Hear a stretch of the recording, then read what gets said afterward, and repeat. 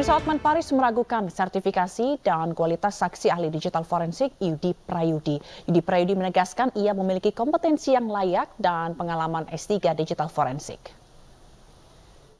Dalam praktek sampai Mahkamah Agung, agar audit dari ahli digital forensik memenuhi syarat, diperlukan berbagai persyaratan. Salah satu contoh kasus terbesar akhir-akhir ini adalah kasus narkoba Jenderal Teddy Minahasa, di mana saya sebagai salah satu kuasa hukumnya. Pada waktu itu ada 2 ahli digital forensik. Salah satu pertanyaan pertama adalah, apakah saudara ahli punya sertifikat internasional sebagai ahli digital forensik? Itu pertanyaan pertama. Karena di pengadilan umum itu kalau Anda tidak punya, Anda tidak diakui. Yang kedua, salah satu syarat mutlak agar digital forensik sah adalah account tersebut, aplikasi tersebut harus dikasih secara utuh kepada ahli, kemudian diaudit, kemudian ada istilahnya itu di-celebrate, isinya semua dibongkar. Itu mirip dengan audit kantor akuntan. Tidak mungkin kantor akuntan melakukan mengeluarkan neraca rugi laba tanpa diaudit semua dokumen dari perusahaan, sepotong-sepotong, tanpa pernah melakukan celebrate atau digital forensik utuh isi dari si rekap tersebut. Terima kasih. Baik, dari Hakim. Satu lagi dari terkait. Cukup, silakan Pak Yudi dijawab singkat-singkat saja. Terima kasih. Mungkin dari yang terakhir ya, Pak Hotman. Celebrate itu nama alat, Pak, untuk kepentingan mobile forensik. Jadi istilah di celebrate itu tidak tepat itu ya. Beberapa pertanyaan mungkin yang coba saya cermati. Pertama kepada penanya dari KPU. Jadi tadi yang saya sampaikan itu memang sumber datanya itu adalah dari file yang disampaikan kepada partai ya. Nah, kami mencoba untuk melakukan query, melakukan pengecekan ya. Memang tidak melakukan apa yang disebut dengan pengecekan berjenjang. Jadi dalam di dalam prinsip kami karena sudah terdigitalisasi semua mekanisme, seharusnya hal-hal semacam itu tidak lagi terjadi ya. Dan kalau berkaitan dengan kompetensi, alhamdulillah saya sudah hampir 20 tahun bergelut dalam dunia digital forensik, punya S2 digital forensik, S3 pun juga digital forensik. Kalau untuk masalah sertifikasi dulu pernah. Sementara itu, Mahkamah Konstitusi akan memanggil 4 Menteri Kabinet Indonesia Maju dan Dewan Kehormatan Penyelenggara Pemilu sebagai saksi di sidang sengketa Pilpres 2024. Keempat menteri itu diantaranya Menko Perekonomian Erlangga Hartarto, Menteri Keuangan Sri Mulyani, Menko PMK Muhadjir Effendi, dan Menteri Sosial Tri Risma hari ini. Perlu disampaikan bahwa hari Jumat akan dicadangkan untuk pemanggilan pihak-pihak yang dipandang perlu oleh Mahkamah Konstitusi berdasarkan hasil rapat yang mulia para hakim tadi pagi. Yang pertama yang perlu didengar oleh Mahkamah adalah Saudara Muhadjir Effendi, Menteri Koordinator Bidang Pembangunan Manusia dan Kebudayaan Republik Indonesia. Kemudian yang kedua, Bapak Erlangga Hartarto, Menteri Koordinator Bidang Perekonomian. 3, Ibu Sri Mulyani Indrawati, Menteri Keuangan. 4, Ibu Tri Risma hari ini, Menteri Sosial. Dan 5 dari Dewan Kehormatan Penyelenggara Pemilu. Jadi 5 yang dikategorikan penting didengar oleh Mahkamah. Ini bukan berarti Mahkamah mengakomodir permohonan pemohon 1 maupun 2, karena sebagaimana diskusi universalnya kan badan peradilan yang menyelenggarakan persidangan yang sifatnya interpartes itu kemudian nuansanya menjadi keperbiaan kalau mengakomodir pembuktian-pembuktian yang diminta oleh salah satu pihak. Jadi ini semata-mata Pak Uto untuk kepentingan para hakim. Jadi dengan bahasa sederhana, permohonan para pemohon itu sesungguhnya kami tolak, tapi kami mengambil sikap tersendiri karena jabatan hakim memilih pihak-pihak ini dipandang penting untuk didengar di persidangan, yang nanti mudah-mudahan bisa didengar di hari Jumat tanggal 5. Selain saksi ahli, persidangan juga akan menghadirkan 4 menteri untuk memberikan keterangan terkait sengketa Pilpres yang sedang bergulir di MK. Dan untuk membahasnya, sudah bergabung bersama kami tim hukum Timnas Amin yang juga pakar hukum tata negara, Refli Harun. Selamat sore, Bung Refli. Selamat sore. Oke, Bung Refli, tadi kita mendengarkan bahwa 4 menteri akan dipanggil pada hari Jumat. Begitu. Seberapa besar pengaruh kesaksian para menteri ini nantinya untuk mengungkap sengketa Pilpres 2024 ini, sementara di sisi lain di kubu Prabowo Gibran yakin bahwa pemanggilan 4 menteri ini akan menguntungkan pihak mereka? Iya, justru kita ingin membuat ini clear ya. Sebenarnya pemanggilan 4 menteri itu pastilah terkait dengan bansos ya, atau dana perlindungan sosial. Jadi di dalam permohonan kita mendalilkan bahwa kemenangan 02 itu karena bansos.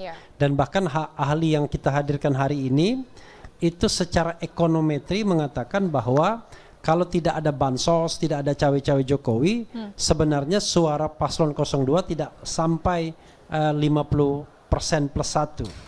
Nah, karena itulah kemudian kita perlu mengetahui 2 hal dari para menteri ini. Satu, sumber dana dari bansos tersebut legal atau tidak.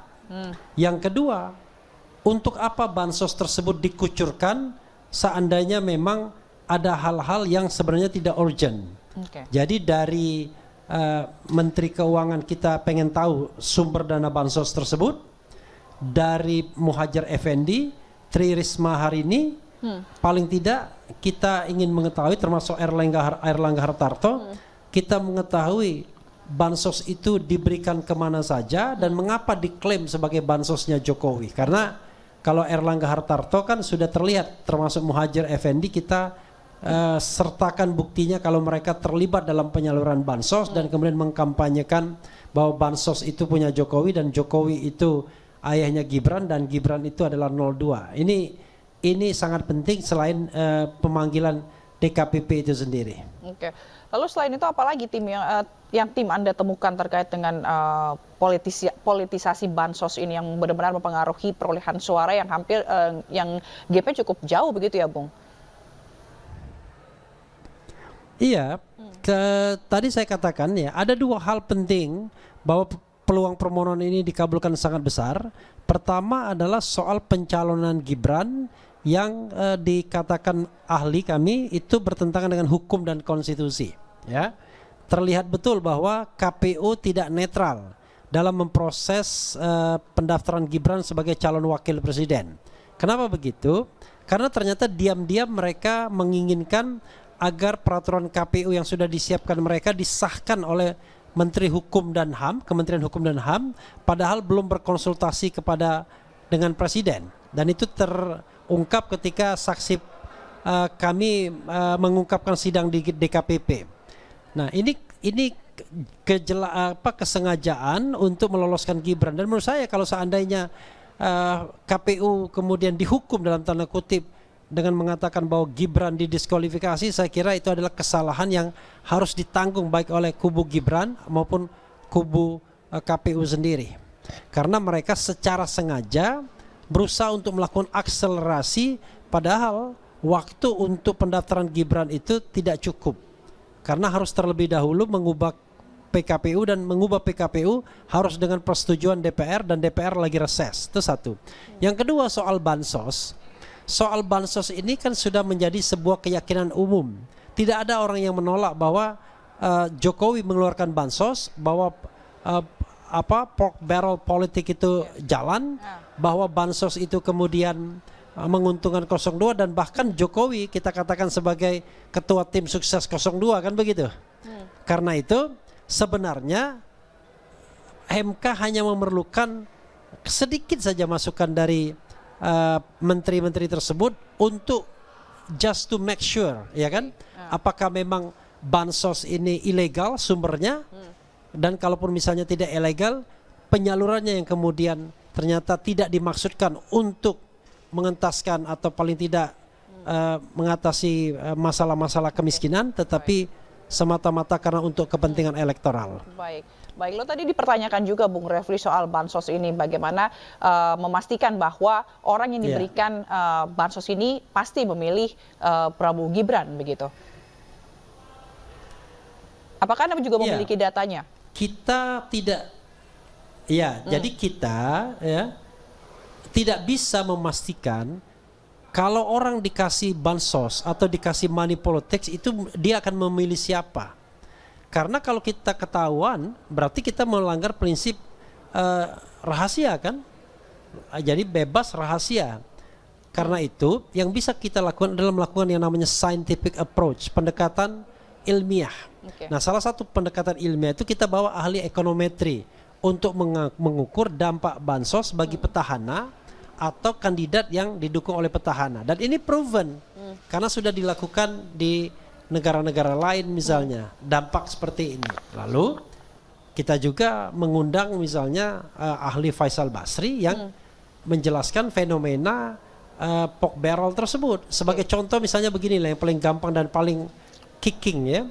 Bayangkan itu bansos beras itu ada impor 3 juta ton beras. Sementara produksi itu turun cuma 0,6 ton. Ya kan? Artinya ada kelebihan stok beras sampai 2,4 ton. Tetapi paradoksnya adalah kenapa harga beras justru tertinggi dalam sejarah Republik Indonesia? Karena itu impor itu tidak digunakan untuk operasi pasar kan berarti kan? Untuk apa? Ya tadi untuk bagi-bagi money politicsnya. Jadi ada bagi uang tunai, BLT, ada juga bagi sembako termasuk beras. Jadi tidak ada logika lain kalau kita melakukan pendekatan yang saintifik bahwa impor itu memang untuk kepentingan elektoral dan impor itu sendiri punya daya rentenya juga. Jadi ada keuntungan yang sangat besar diperoleh dan bisa jadi juga mengalir ke pemilu.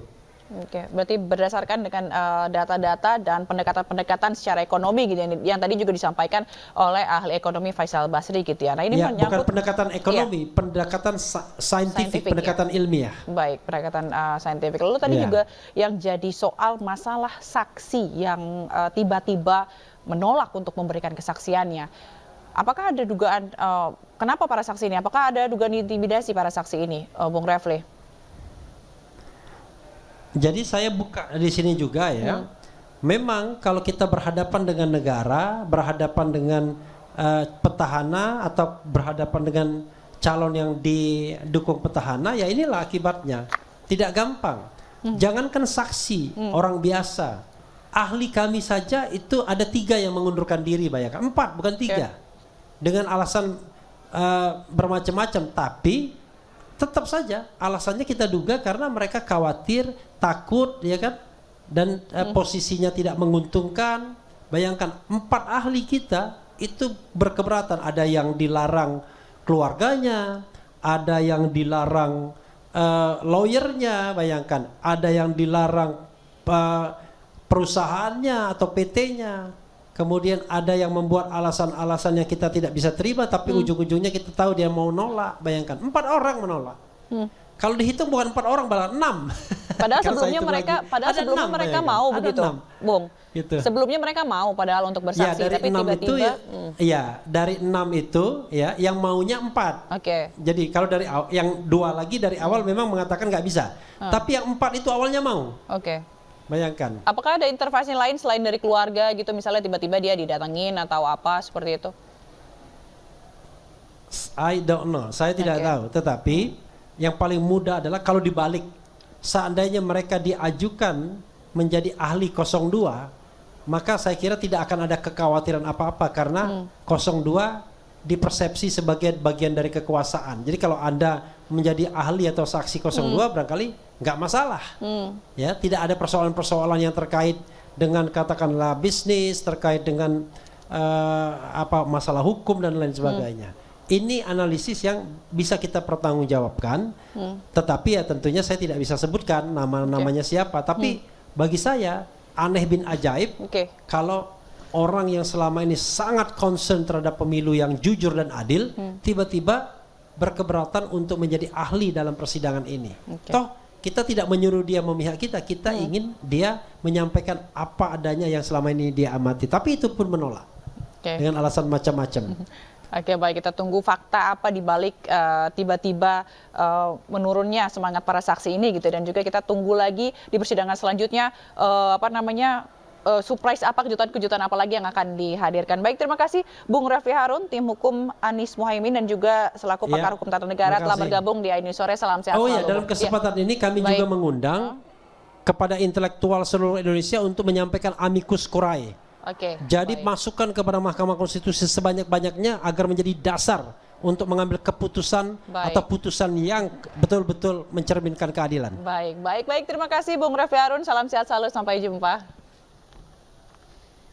Pemirsa, hari ini sidang lanjutan sengketa perselisihan hasil pemilihan umum PHPU 2024 kembali dilanjutkan. Agenda sidang adalah menguji saksi dan ahli yang dihadirkan oleh tim Anies Muhaimin. Yang ketiga, pertanyaan dari penasihat hukum. Ketua Mahkamah Konstitusi Suhartoyo memimpin jalannya persidangan bersama dengan 8 hakim konstitusi lainnya, yakni Saldi Isra, Arif Hidayat, Daniel Y.P. Fok, M. Guntur Hamzah, Ridwan Mansur, Eni Nurbaningsih, dan Arsul Sani. Sidang berlangsung secara terbuka dan umum. Agenda sidang mendengarkan keterangan saksi dan ahli dari pemohon dari pasangan nomor urut 1, Anies Baswedan dan Muhaimin Iskandar. Timnas Amin mengajukan 7 ahli dan 11 saksi untuk menyampaikan pendapatnya. Silakan, satu pertanyaan tadi diberi kesempatan tidak. Lain dari yang sebenarnya. Sementara saksi ahli Faisal Basri menyoroti adanya pembagian bantuan sosial yang masif jelang masa pencoblosan. Bansos ini secara vulgar bukan untuk mengentaskan kemiskinan, tapi untuk mengarahkan suara pemilu menjadi satu putaran. Itu yang membuat situasinya lebih masif dan matter of time saja nanti penerima bansos-bansos itu juga banyak yang tumpang tindih. Sidang perselisihan hasil pemilu presiden dan wakil presiden tahun 2024 dengan agenda menguji saksi dan ahli yang dihadirkan tim pasangan calon Anies Baswedan dan Muhaimin Iskandar kembali digelar di Gedung Mahkamah Konstitusi hari ini. Ekonom senior Faisal Basri menjadi salah satu ahli yang menyampaikan pendapatnya akan dugaan kecurangan pemilu 2024. Ia menyoroti pembagian bantuan sosial yang seharusnya untuk mengentaskan kemiskinan, tapi secara vulgar justru mengarahkan harapan Pilpres berjalan satu putaran. Mengingat 20% garis kemiskinan itu ditentukan oleh harga beras di desa, 17% di kota, maka pemerintah dengan bansosnya itu membantu orang yang miskin, tapi orang yang tidak miskin jadi miskin, tambah banyak. Dia memang cita-citanya bukan mengentaskan kemiskinan kalau begitu. Menaruh harapan agar suaranya bisa satu putaran. Dalam sidang MK hari ini, kubu paslon Anies Muhaimin mengajukan 7 ahli dan 11 saksi untuk menyampaikan pendapatnya. Tim Liputan iNews melaporkan.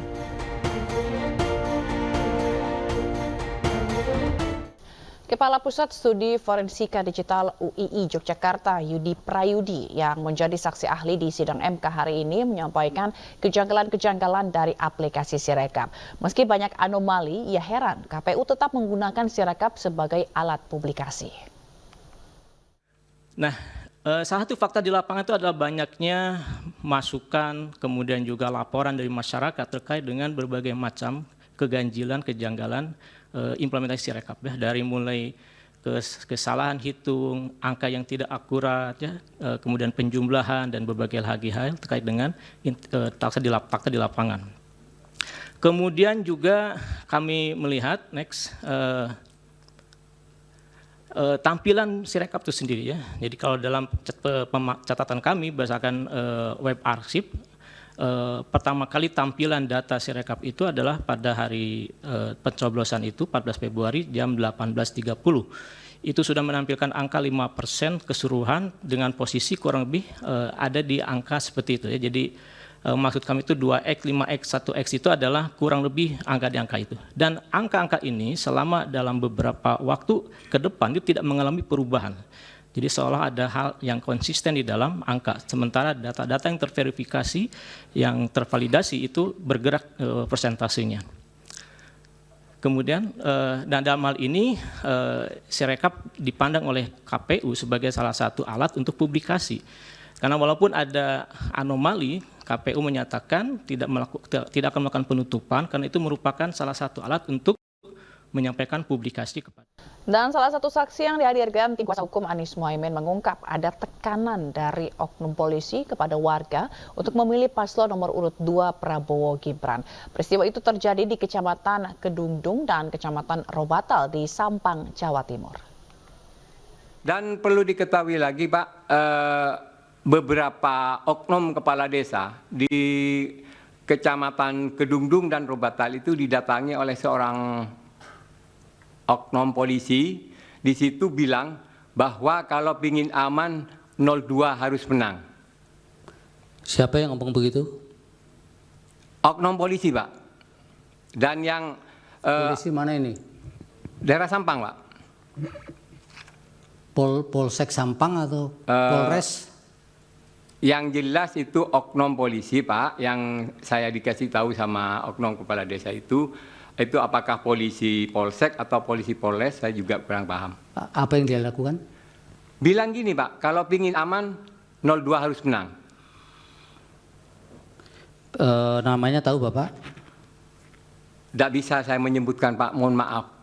Saya khawatir jiwa saya akan terancam. Jangankan menyebut nama orang yang memberitahu saya. Saya sendiri ke sini ini Pak, karena demi kebenaran bertekad untuk hadir di persaksian persidangan yang mulia ini. Baik, tapi keutuhan keterangan Bapak menjadi agak tidak bulat kalau memberikan keterangan. Mohon maaf Pak, saya tidak bisa menyebutkan namanya Pak. Ada lagi mau sampaikan? Selain di Kecamatan Pengungsian Pak, saya banyak teman-teman juga relawan di sana. Ada beberapa kecamatan, bukan beberapa kecamatan, hampir semua kecamatan itu banyak pemberitahuan itu yang tidak diberikan kepada warga. Tenaga ahli utama staf Presiden Ali Mokhtar Ngabalin mengatakan seharusnya sidang sengketa Pilpres di Mahkamah Konstitusi berjalan secara proporsional. Ngabalin menilai permintaan kubu pemohon yang ingin memanggil Presiden Jokowi dan para menteri tidak relevan. Bahwa para menteri dan kemudian Presiden juga dimintakan, sampai hari ini juga sedang berlangsung, dan saya kira Mahkamah Konstitusi dan hakim di sana akan sangat punya kewenangan yang begitu tinggi untuk bisa mengambil keputusan-keputusan penting itu. Di samping, mari kita lihat jalannya persidangan itu secara proporsional agar bermainlah di areal itu. Tidak usah lagi Mahkamah Konstitusi itu menjadi satu tempat untuk orang menggunakan kepentingan-kepentingan politik praktis. Apa juga hubungannya dengan Presiden? Apa juga hubungannya dengan Presiden? Masa sengketa pemilu urusannya bahas tentang bansos? Ya kan? Nah, jadi itu yang tadi Bang Ali bilang, proporsional biar baik-baik saja. Persidangannya juga bisa mendapat. Pemirsa, tim kuasa hukum Prabowo Gibran menyambut dengan terbuka pemanggilan 4 menteri ini. Kehadiran keempat menteri sangatlah penting untuk mengungkap kebenaran. Persidangan ini adalah persidangan sengketa, ya, sengketa dua pihak. Jadi pihaknya pun ada dua, jadi sifatnya interpartes, sehingga para pihak tidak boleh memanggil saksi-saksi di luar daripada dia tidak boleh memaksakan pada Mahkamah Konstitusi untuk memanggil pihak ketiga kecuali dia membawa sendiri buktinya untuk membuktikan dalilnya. Nah, namun tadi seperti yang saya katakan kemarin, kalau Mahkamah Konstitusi yang berkeinginan untuk membuktikan untuk mendapat keyakinan atas bukti yang diajukannya, itu adalah keputusan daripada Mahkamah Konstitusi. Nah, tadi Mahkamah Konstitusi telah mengambil keputusan untuk mengambil beberapa orang menteri, ya, menteri terkait untuk kepentingannya dia sendiri. Jadi dalam pemeriksaan nanti untuk hari Jumat dipanggil itu, para pihak baik pemohon maupun termohon tidak boleh nanya-nanya. Jadi tegas tadi hakim mengatakan kami tidak mengabulkan permohonan pemohon 1 untuk memanggil menteri katanya. Itu tegas dikatakan. Kami menolak katanya. Tetapi katanya kami yang butuh untuk memeriksa para menteri tersebut, yaitu Pak Menteri Pendidikan dan Kebudayaan, Ibu Sri Mulyani Menteri Keuangan, Pak Hartarto, yaitu baru Risma, Ibu Risma, baru DKPP, ya DKPP kalau salah tadi ya. Nah jadi di sini poinnya, jadi bukan permohonan mereka yang dikabulkan, permohonan mereka justru ditolak, tapi mahkamah yang berkeinginan untuk memanggil saksi-saksi tersebut untuk membuktikan dalilnya. Kami terus terang aja fine saja seperti saya katakan, bahkan mungkin kami lebih yakin kalau Pak Menterinya bersedia datang, semuanya akan lebih jelas dan tuntas. Kalau para menterinya tidak datang, kami tidak capek lagi mencari saksi-saksi yang. Terima kasih Anda masih bersama kami. Pemirsa, dikira sedang menjalani pendidikan dan menghilang lebih dari setahun, seorang pemuda calon bintara ternyata tewas dibunuh oknum TNI Angkatan Laut.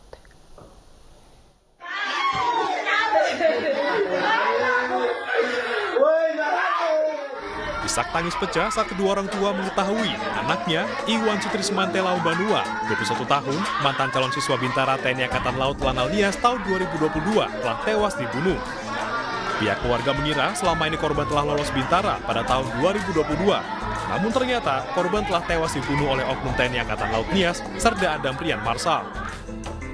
Awalnya korban dinyatakan gagal seleksi bintara dan langsung dibawa ke Padang oleh pelaku. Pelaku menjanjikan kelulusan dengan meminta 200 juta rupiah. Namun sejak 24 Desember 2022 hingga Maret 2024, korban tidak bisa dihubungi keluarga. Sementara pelaku terus meyakinkan keluarga bahwa korban sedang ikut pendidikan bintara dan terus meminta uang. Keesokan harinya didapati pengakuan bahwa Serda AAM ini beserta seorang warga sipil berinisial MAA telah mengaku menghilangkan nyawa IST ini dengan cara dibunuh, ditusuk di bagian perut, kemudian jenazahnya dibuang di jurang di daerah Talawi, Sumatera Barat. Kedua pelaku, yakni Serda Adam Prian Marsal dan rekannya, warga sipil Alvin, ditahan dan diserahkan ke Lantamal 2 Padang sesuai lokasi kejadian perkara. Pelaku akan dikenakan pasal 340 KUHP dengan ancaman hukuman mati atau penjara seumur hidup. Kita beralih ke informasi lain, pemirsa, kue nastar menjadi salah satu kue kering yang identik dengan suasana Lebaran. Nah, jika biasanya nastar berbentuk bulat, namun nastar kali ini bentuknya pipih atau gepeng.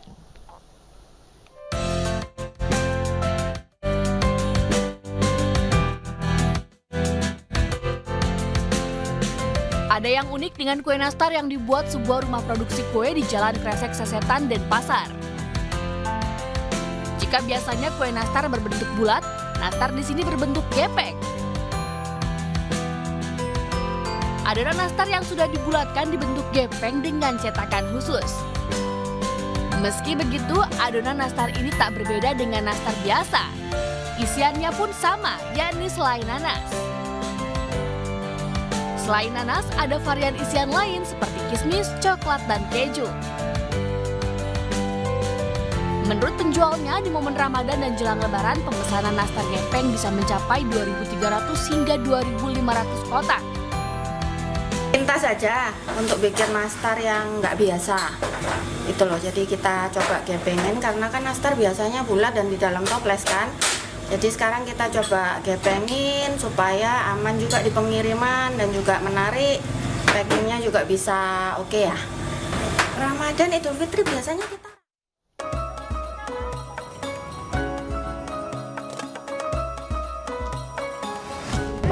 suci Ramadan selalu diselenggarakan secara meriah setiap tahunnya di Malaysia. Salah satunya dengan diselenggarakannya Bazar Ramadan yang tersebar di belasan ribu titik di Malaysia. Salah satunya seperti di titik saat ini saya melaporkan di Bazar Ramadan TTDI Selangor, Malaysia. Tidak jauh berbeda dengan di Indonesia, di Malaysia Bazar Ramadan digelar di berbagai titik. Salah satunya adalah Bazar Ramadan TTDI digelar di Jalan Tun Moh Fuad 2, Taman Tun Dr. Ismail, Kuala Lumpur. Bazar Ramadan TTDI menjadi destinasi kuliner favorit selama bulan Ramadan. Letaknya yang dekat dengan stasiun MRT TTDI membuat bazar ini dipadati pengunjung dari segala penjuru Selangor, Malaysia. Meski buka sejak pukul 4 sore hingga 8 malam, namun pengunjung disarankan untuk menghindari jam-jam padat, yaitu setelah pukul 5 sore. Bazar Ramadan TTDI menjajakan aneka ragam makanan, mulai dari kue tradisional Melayu hingga hidangan internasional. Kelezatan makanan di pasar Ramadan ini cukup dikenal. Hidangan gurih seperti ayam percik, kebab, hingga manisan seperti nona manis siap menggoyang lidah pengunjung. Harga makanan di sini pun cukup terjangkau. Usai berburu makanan berbuka, biasanya masyarakat Malaysia menuju masjid sambil menunggu waktu buka puasa. Sejumlah masjid di Malaysia menyajikan makanan berbuka puasa yang bisa dinikmati oleh masyarakat. Pemirsa, hal unik yang dapat kita jumpai sekali setahun di Malaysia di saat bulan suci Ramadan ialah setiap masjid membagikan makanan gratis kepada seluruh jamaah yang melaksanakan ibadah puasa. Salah satu masjid yang menyajikan hidangan buka puasa adalah Masjid At-Taqwa TTDI Selangor, Malaysia. Letaknya yang berdekatan dengan Bazar Ramadan TTDI membuat masjid ini menjadi tujuan utama masyarakat untuk berbuka puasa dan beribadah usai berbelanja makanan di Bazar Ramadan TTDI. Di masjid ini, warga dari berbagai bangsa duduk berdampingan dan menikmati makanan buka puasa bersama-sama. Buka puasa bersama ini digelar sebagai bentuk kebersamaan antar umat Islam.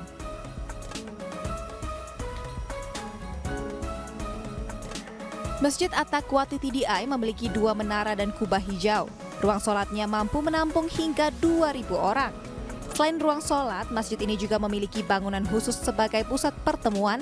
Tempat inilah yang dijadikan lokasi untuk buka puasa bagi pengunjung masjid. Masjid Tiban di Kabupaten Grobogan, Jawa Tengah menyimpan cerita unik di masyarakat. Masjid didirikan oleh salah satu wali Songo, yakni Sunan Kalijaga bersama santrinya. Menurut penuturan warga, Masjid Tiban memiliki 2 kali perpindahan lokasi secara misterius.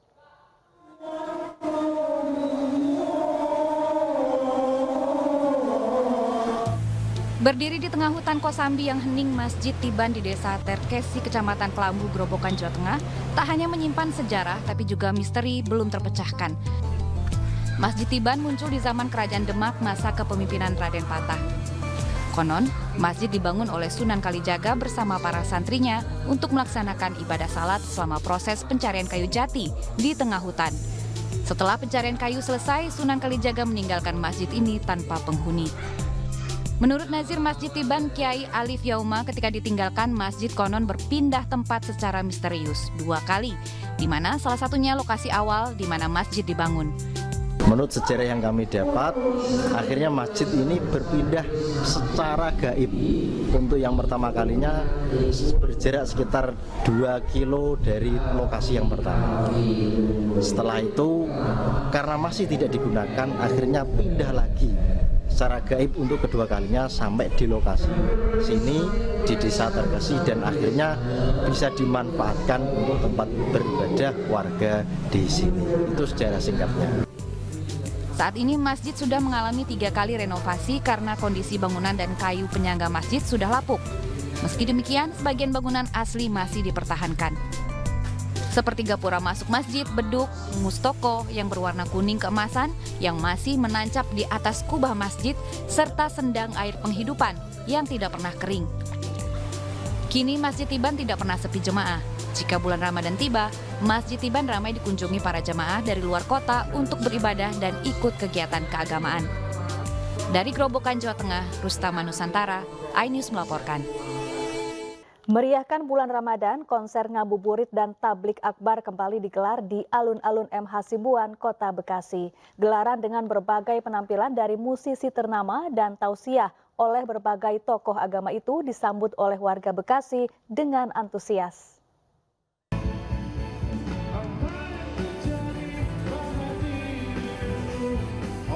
Warga antusias meramaikan gelaran konser ngabuburit dan tablik akbar bertema Nikmatnya Ramadan di alun-alun M. Hasibuan, Kota Bekasi.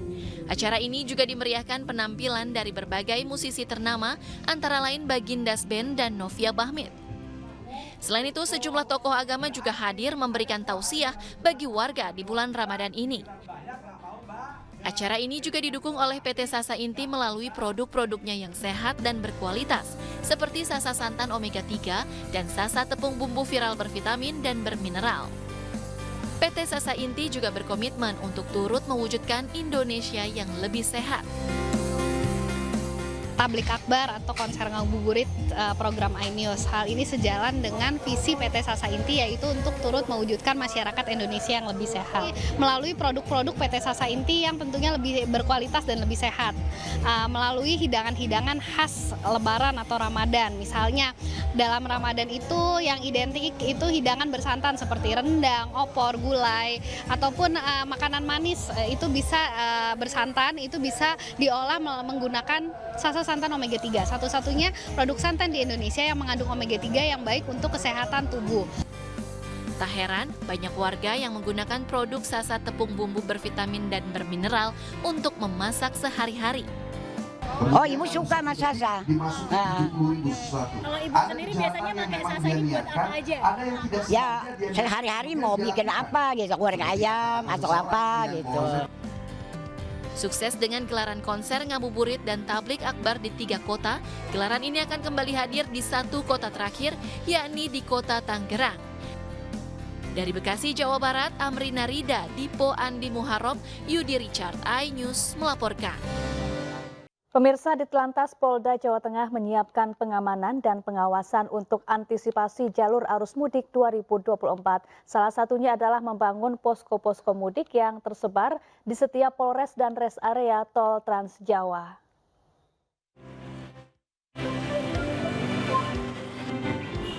Pos pengamanan Lebaran 2024 disiagakan di Jalan Simpang 5 Semarang.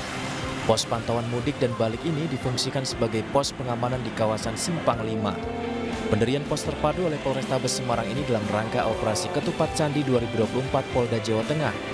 Sesuai dengan moto mudik Polda Jawa Tengah, yaitu bersaudara di jalan mudik aman, diharapkan masyarakat atau pengendara tetap mematuhi aturan lalu lintas. Rekayasa lalu lintas one way untuk arus mudik bagi warga yang akan melintas dari barat menuju timur tol Trans Jawa diberlakukan petugas pada tanggal 5 hingga 9 April 2024. Sedangkan one way untuk arus balik akan dilaksanakan pada tanggal 12 hingga 16 April 2024. Rekayasa lalu lintas lainnya, petugas juga akan mempertimbangkan sistem ganjil genap. Ditlantas Polda Jawa Tengah menggelar 196 pos pengamanan operasi Ketupat Candi 2024. Dari ratusan pos itu, sebanyak 49 pos pengamanan mudik dan balik di wilayah Jawa Tengah mendapat dukungan dari sebuah perusahaan lokal Jawa Tengah, yaitu PT Sukun Wartono Indonesia. Di Jawa Tengah ini kami menggelar 196 pos pengamanan dalam operasi Ketupat. Dari 196 tersebut, 49 pos pengamanan tersebut disupport oleh perusahaan lokal yang ada di Jawa Tengah yang kita kenal dengan PT Sukun Wartono Indonesia. Nah, PT Sukun Wartono Indonesia ini akan mensupport pembangunan pos pengamanan di seluruh wilayah Jawa Tengah.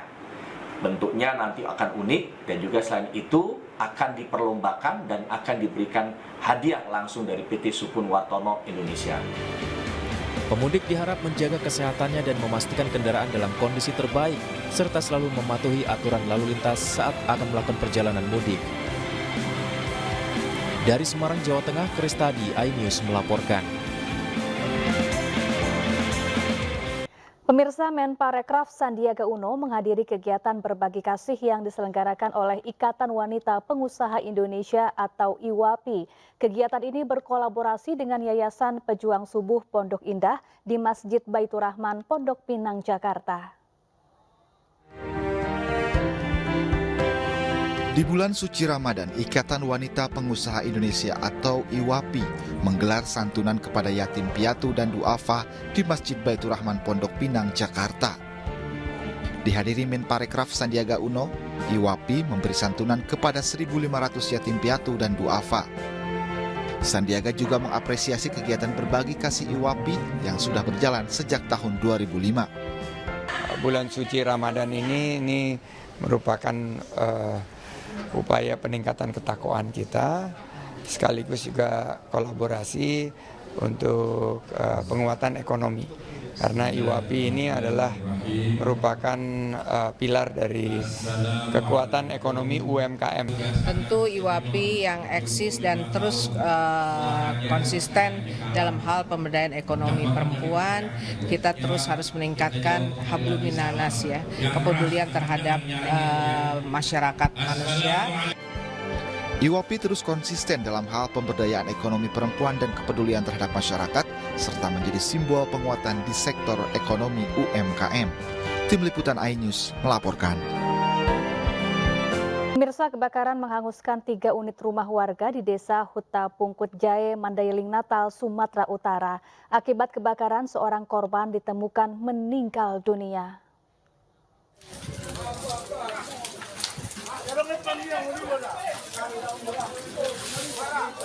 Tiga rumah semi permanen di Desa Huta Pungkut Jae, Mandailing Natal, Sumatera Utara ludes dilalap api.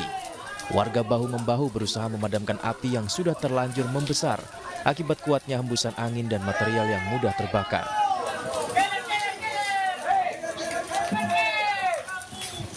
Hingga 1 jam upaya pemadaman akhirnya berhasil melokalisir titik api hingga tercatat sebanyak 3 unit rumah turut terbakar. Naasnya, saat petugas menyisir puing-puing kebakaran ditemukan 1 jasad yang menjadi korban. Jenazah diketahui bernama Irwan Daulay yang merupakan salah satu penghuni rumah yang ikut terbakar.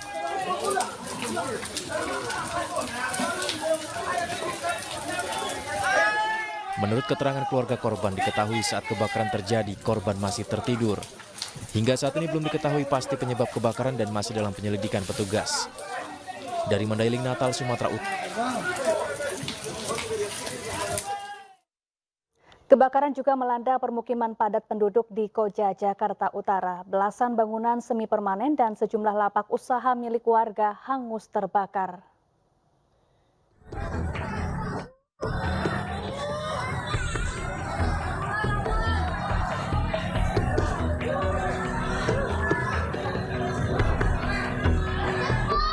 Api dan asap hitam pekat membumbung tinggi di tengah permukiman padat penduduk di Jalan Mahoni Lagoa Koja, Jakarta Utara, Senin siang.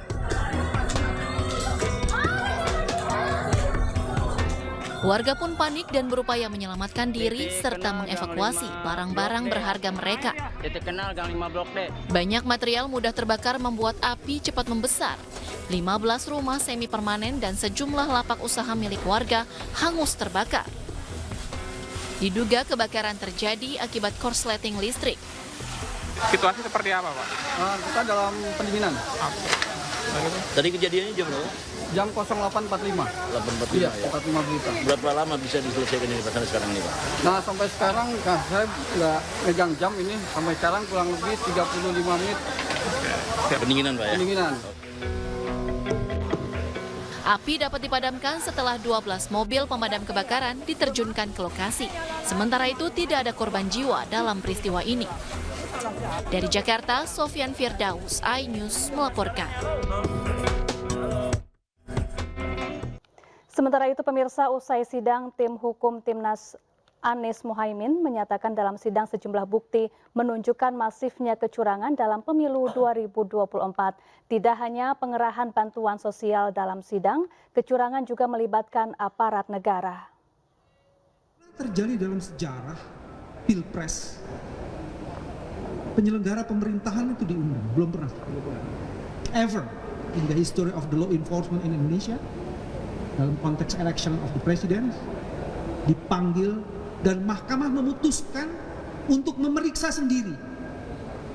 Tadi poinnya, jadi nanti kami tidak akan bertanya, tidak bisa bertanya karena mahkamah yang akan. Itu sebabnya tadi mengatakan mahkamah telah menghidupkan hak. Itu bagian pertama. Bagian kedua, coba cek. Dalam sejarah Pilpres, yang namanya Bawaslu itu jarang sekali diminta klarifikasi konfirmasinya atas berbagai pernyataan yang menyatakan ada begitu banyak pelanggaran terjadi. Belum pernah tuh. Sekarang diminta. Karena kalau saya memahami sebagai juris, saya memahami bahwa mahkamah ingin sungguh-sungguh memeriksa every single evidence. Terutama itu yang keluar dari Bawaslu. Karena Bawaslu itu adalah pengawas pemilu. Rilisnya itu menjelaskan ada ribuan masalah. Dan ribuan masalah itu mengkonfirmasi prinsip-prinsip dan azas-azas pemilu tidak sungguh-sungguh terjadi dengan sangat optimal. Itu poin yang kedua yang paling menarik. Poin yang ketiga yang juga sangat menarik, tadi teman-teman lihat mengenai teknologi informasi pun oleh hakim yang mulia Hakim Eni, Profesor Eni, itu juga mulai dipersoalkan. Selama ini yang namanya teknologi informasi KPU, itu seolah-olah KPU itu tidak pernah atau kebal terhadap audit forensik terhadap sistemnya dia. Makanya kemudian Profesor Eni dengan sangat cerdas mengatakan apa sih bedanya situng dan sirekap. Bedanya gede banget. Terus kesamaannya apa? Sama-sama bagian dari sistem kecurangan. Ini versi saya, bukan Profesor Eni. Jadi itu sebabnya Profesor Eni mencoba mengklarifikasi, mengkonfirmasi sistem itu. Dan ini juga lagi-lagi pada saat 2019 itu tidak pernah dianggap teknologi informasi itu. Teman-teman, kenapa yang mesti diomongin? Sirekap itu sebenarnya satu sistem yang dipakai untuk mengontrol rekapitulasi manual. Jadi dia penting banget. Coba lihat tadi teman-teman, hampir semua ketika mereka memeriksa itu sirekap yang dipakai dasarnya. Tapi begitu perhitungan dia pakai rekap manual. Pertanyaannya seperti tadi pagi saya kemukakan, apa jaminan kita bahwa hasil itu originalitasnya bisa dipertanggungjawabkan? Nggak ada.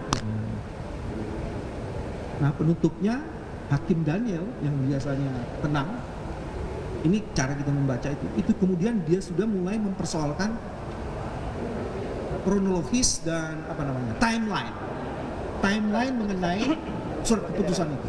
Karena melalui ahli kami bisa membuktikan proses perjalanan penetapan calon Gibran itu melanggar undang-undang. Sempurnalah kecurangan.